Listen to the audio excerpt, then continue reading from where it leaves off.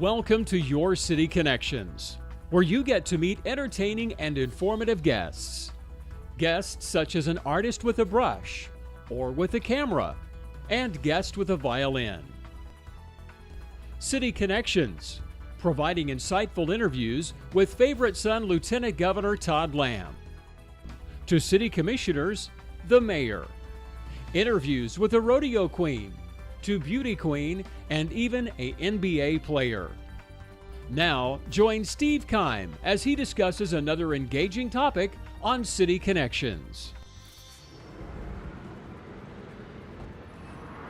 Welcome to City Connections. I'm Steve Kime. It's a rather warm day in Enid, Oklahoma. So let's go inside. As you can tell, we're at the side of the Railroad of Oklahoma Museum, and I've heard there's over 1 million artifacts, pieces of memorabilia inside the Railroad Museum. Let's go inside and see what we can learn today.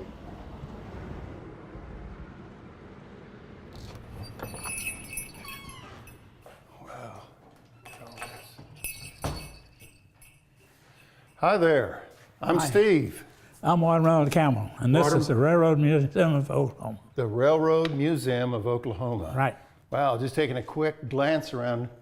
This is definitely memorabilia for all the railroads. Right. Wow. Look at those padlock and keys. I bet there's a story there. Oh, yes. Can we start our tour? And we'll start with the padlocks and keys. Can we do that? That's good. Okay, Watermelon. Well, Watermelon, we're at the entrance to the museum, and I count 2, 4, 6, at least glass cabinets, and they're full of padlocks, and they got these big old keys. Tell us a little bit about this display here. Well, this is locks and keys from all the different railroads all over the United States.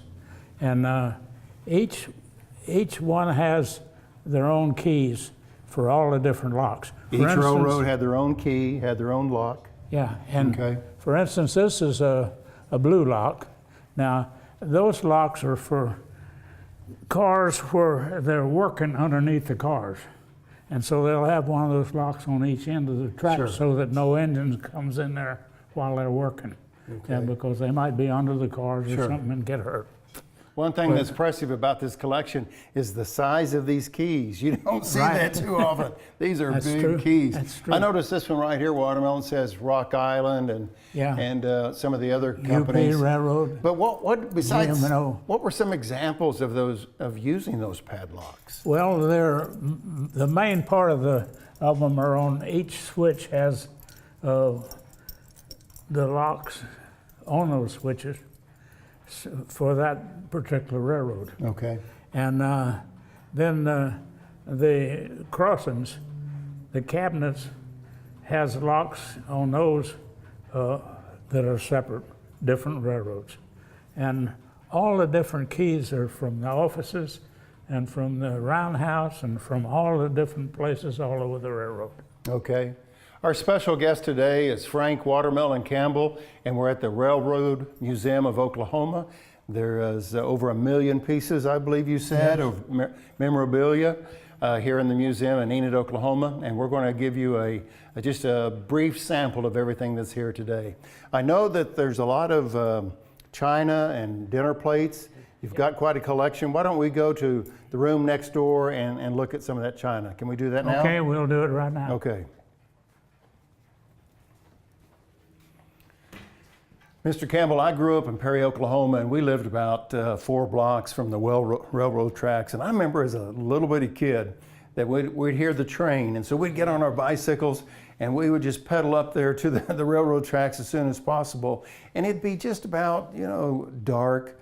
And all of a sudden those passenger cars would go by, and then the dining cars would go by. And I would see the steward in there in his white uniform. And then I'd see these people dressed in these suits and dresses, and this exciting kid going, where are these people going? And they're zooming by really quick in these dining cars. We're in this room that is just full of china and plates and dinnerware.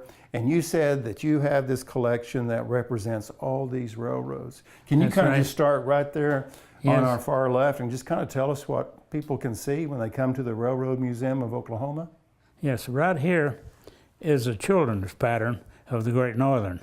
And right here is Great Northern Mountain and Flyers. and here is the Great Northern Glory of the West, and here is the Great Northern Empire, and here is the Great Northern Hill pattern, and over here is the Great Northern Oriental pattern. You see, that's all different patterns of china, that each dining car has their own pattern of china.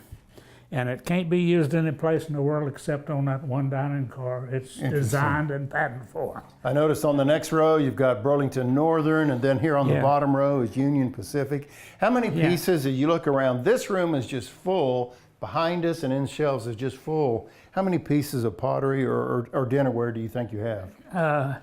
I think that I have about 2,000 pieces of railroad dining car china in the museum here.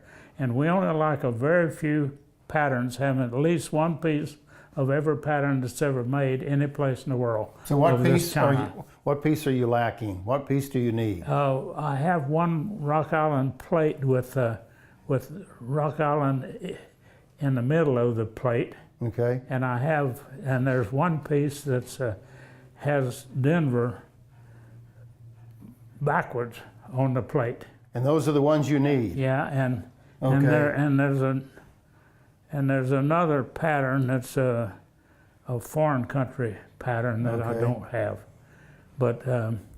Well, you just heard it from Frank Watermelon Campbell. He's missing 2 or 3 pieces to complete this collection. So if you have those items, those plates that he had mentioned, or call him at the Railroad Museum and he'll explain to you again what those patterns are.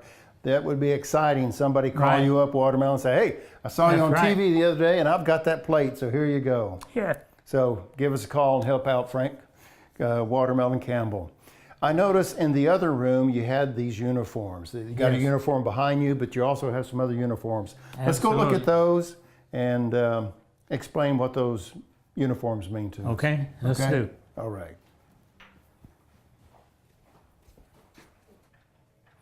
Watermelon, I think most folks, when they associate items dealing with the railroad, they always think of the lantern. Right. And again, I have to go back to when I was a kid. I remember seeing a guy putting his hand on the bar on the caboose as he's sitting on the step or on the ladder, and he takes that lantern and he's just swinging that lantern out there. Right. So the old boy in the front of the train can see, hey, it's time to go. We're all good and stuff. Tell us a little bit. I know you have lanterns, and it's important. Railroad lanterns are here, but tell us about the function of this one.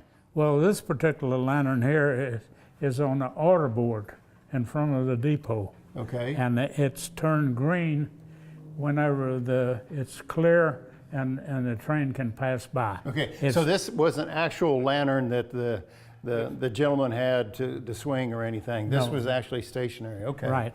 And if it's turned red, that means they have to get train orders as they go by this depot. Okay. And so that's what this lantern does. But, well, you certainly have a great collection of those. Just a few moments ago, we were talking about uniforms, and we're in the area in the Railroad Museum of Oklahoma, and you have 4 individuals working hard for you today, it looks like, but they're really dressed professional. Explain a little bit about these uniforms. This one has a conductor tag on. This is often the Celica, and the Celica is the fastest passenger train in the United States. And of course, the others are conductors and brakemen's uniforms from different railroads. Right. And they don't do anything. And of course, that's why I put them up here out of the way. Yeah. But they're working hard by just standing there. Right. Okay. But they're all dressed ready for their work. All right. Watermelon, before we talk about the clocks, I want to draw the attention to this beautiful dinnerware. It's from the Milwaukee Railroad. Let me ask you, how do you obtain different items, memorabilia items of the railroad? How do those end up in the Railroad Museum of Oklahoma? Well, I belong to several different clubs. Okay. And I go to the railroad shows, and I go to the railroad museums, and I go to all the places where they might have some of this stuff. And of course, a lot of people, now I take several magazines, and a lot of people know me and know what I collect, and anytime they know somebody that has something Sure. that they bring. In other words, to you me. need a lot of help. Yeah. Takes a lot of eyes out there and Right. ears to hear stuff. Well, while we were talking, you notice that tick-tock? It just kept going. It's obvious when you come into the Railroad Museum of Oklahoma, there's a lot of clocks working here. Right. Tell us about this one here on the right. Okay, this is a railroad timepiece, a standard time. And the rule book is not very explicit about these clocks. It says a railroad clock is a clock that has a sign that says railroad clock. And that's all it says about it. Okay. But these clocks have to be accurate, and they're official standard railroad clocks. And each one is from a different railroad. And notice this one, you have a little sign that says, "This Frisco clock last served in Wagner, Oklahoma Depot." That's right. So, And the, of course, all the different ones are from them. Over there's Covington Depot, and this is a Santa Fe clock, and it from a Santa Fe depot around the country someplace. And of course, all the different clocks came from different depots. Sure. Well, And they're all standard clocks. well, they're very impressive.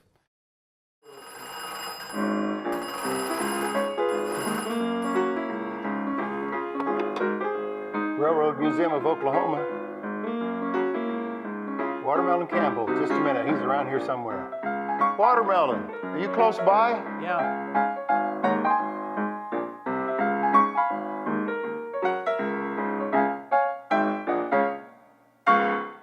Well, Watermelon, that's a real treat for me to pick up on the phone. I have a lot of antiques at home, but that was one piece that I haven't had was an old crank telephone. My aunt that lived north of Perry, she had one of those phones, and I remember as a kid, or even a big kid, of the fact that they had that phone.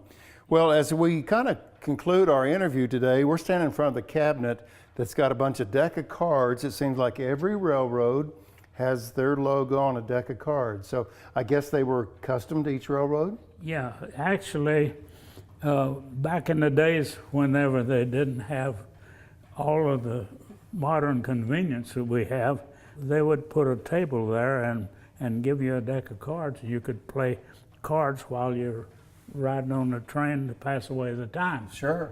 And so that's why all these cards are here. They're from each railroad has their own cards, and they pass them out for the people to, like I say, play cards. Yeah.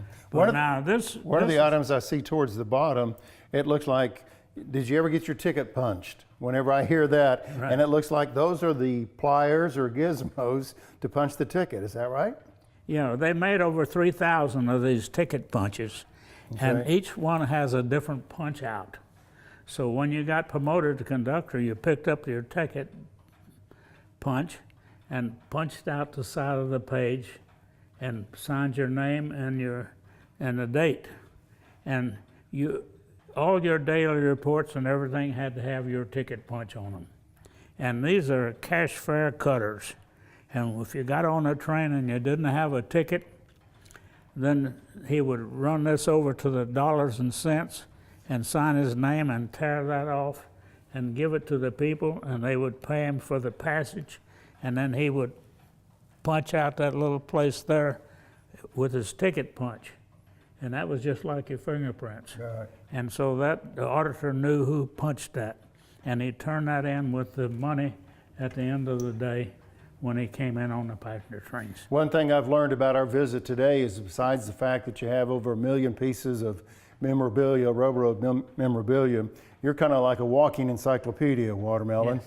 You can explain to people your name, but you can also explain everything about the ticket punch to the deck of cards and also the lantern.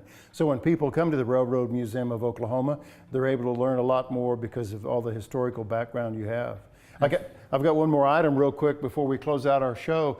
This looks like, it says a .30 caliber rifle. 40. So, It's Okay, This was used for, I guess, Rock Island lines? Yeah, it was used by the Rock Island lines, and this fellow's picture that's there, he's very fortunate because he lived to retire. He was in the part where they have the money, Okay. and he was a guard Sure. in the car. And of Sure. course, they always killed a guard and then robbed a train.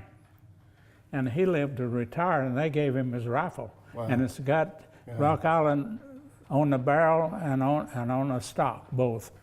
And this is, of course, we have all of the thing about the rifle Sure. and who it was given to and so forth and why. So, Well, Watermelon, we're going to have to conclude our visit today, and I just want to remind everybody, when you come to the Railroad Museum of Oklahoma, you walk into this main building that we're in. It's nice and air-conditioned. You can see several items, but you have additional buildings as well. There's one next door, and then you have another building. What are some items that are in the other buildings? And if somebody comes up to Enid, Oklahoma to the museum, do they allow for 1 hour, 3 hours to see everything? What's your recommendation? well, actually, you need 2 hours to see the museum. Okay. And of course, that's really not enough.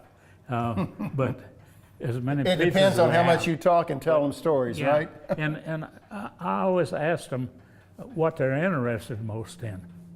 And then I tell them about those particular items. Okay. Now, we have railroad dining car china, and we have decks of cards, and we have anything that has to do with railroading. But we also have model trains. And a lot of people, especially with kids, likes to see the model trains. And we have one each of all the different types of the model trains. And we have them all running, and we run them for the people. So the Railroad Museum of Oklahoma is for little kids and big kids, right? Absolutely. And when the kids come in, well, they generally go out fighting. They don't want to go out. They don't want to leave. Watermelon, Yeah. thank you for your time today. Yeah. I know it's been brief, but you've just Yeah. shared a multitude of information with us at the Yeah. Railroad Museum here in Enid, Oklahoma. Thank you for your time today. Appreciate Thank it. you for coming. And we'll be back with some closing comments right after this. Okay.